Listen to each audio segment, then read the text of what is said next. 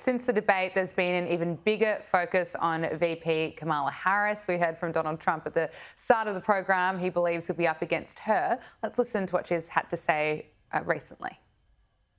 No, Taraji. Now, you know I wouldn't do that, especially not to a fellow bison. The real HU? You know. So what's on your mind? Oh, Madam VP Harris, I'm worried about the election. Women's reproductive rights are on the line. Our Supreme Court is on the line. Our basic freedoms are being tested. Madam VP, I know you've been traveling across the country. What are you hearing? Yeah, girl, I'm out here in these streets. And let me tell you, you're right, Taraji. There is so much at stake in this moment. The majority of us believe in freedom and equality. But these extremists, as they say, they're not like us. It is so cringe. But let's listen to another clip that's been going viral on social media. I can imagine what can be and be unburdened by what has been. You know? What can be unburdened by what has been. What can be unburdened by what has been. What can be unburdened by what has been. What can be unburdened by what has been. What we can see, what we believe can be unburdened by what has been. What can be unburdened by what has been. What can be unburdened by what has been. What can be unburdened by what has been. Who we can be, unburdened by who we have been. What can be unburdened by what has been. Where we can be, unburdened by where we have been, and unburdened by where we are right now. What can be unburdened by what has been. What can be unburdened by what has been. What can be unburdened by what has been. Why is she saying that, Brad? What?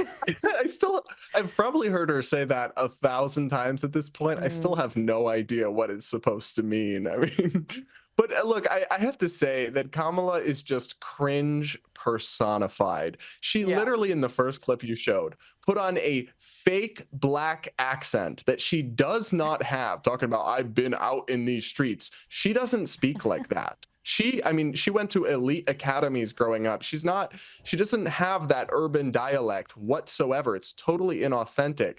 How is that not deeply offensive to pander to black people and adopt a fake accent when you're speaking to black entertainment television? Like, I obviously am not black. I can't speak for them. I would find that very reductive and offensive if I was, though. And it's just, she is a terrible politician.